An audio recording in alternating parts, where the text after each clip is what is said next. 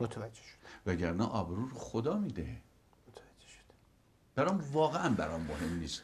اما این که بخوام کار کنم فردا شما بشینی پای تلویزیون بگی که راستی این سرقت ادبی سلحشور راست بود یا دروغ بود، این برام مهمه.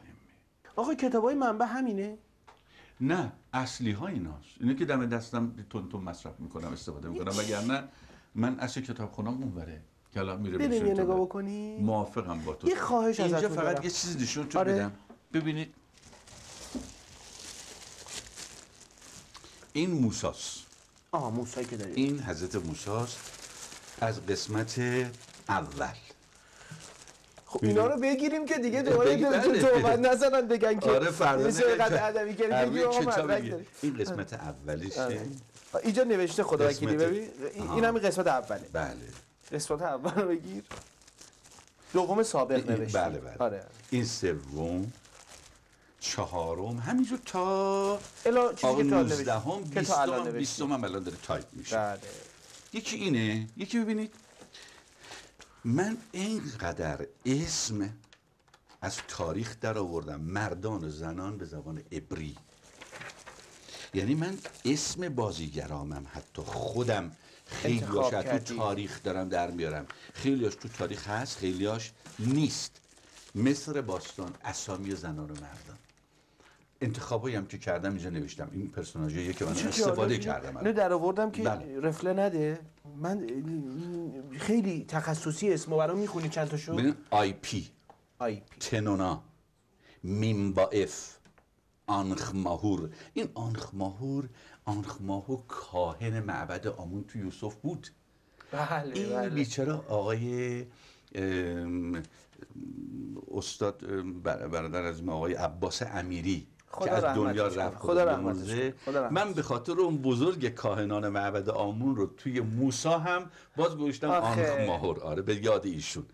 آمیرتوس، مریسو، پابس، تاراکا، اوردامان، هرنیس، آسیه همسر فرعون، بله، هنتی، ایکا، میناخته، اینکاف، خافه. ببین تمام اینا اسمای مصریه که خودم در آوردم. اینا توی هیچ تاریخی شما نمیبینید، توی هیچ قصصی هم پیدا نمیکنید الا مثلا تاریخ مردم مصر، نه تاریخ موسی.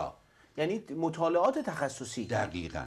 اون و یوسف هم همینجوریه. من صدها اسم توی یوسف دارم، فقط مال خودمه، توی هیچ کتاب دیگه ای نیست. حتی تو کتاب آقای شاکی. آقای شاکی تمام اسامیش از روی کتاب توماس مان برداشته، نویسنده آلمانی. آقای بله. سلحشور، من چون جسارت میکنم و مینویسم، یه چیزی به هم گفتی الان، گفتی چند آیه قرآن میخونم. بله. میخوام یه قرآن به هم بدی، بالاش رو قرآن بنویسی سرقت ادبی نکردم و من یادگاری نگهش دارم. بچه اینو تو رو خدا نزدیک بگیرید.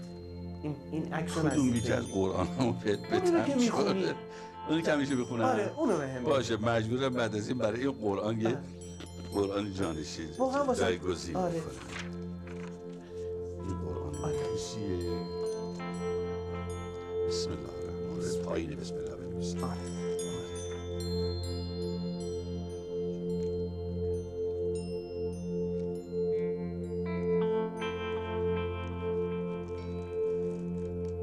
اسم شریف محمد خرات زاده.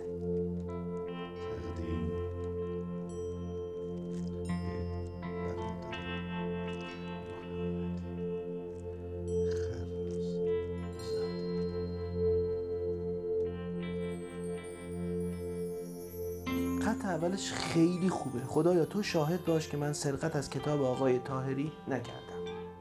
همینش بس فکر واسه دنیا. آقا بریم باقی کتابا رو ببینیم.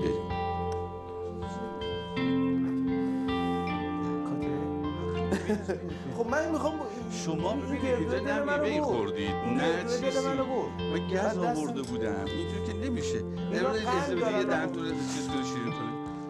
من اینو بازش بکنم. آقا بذارید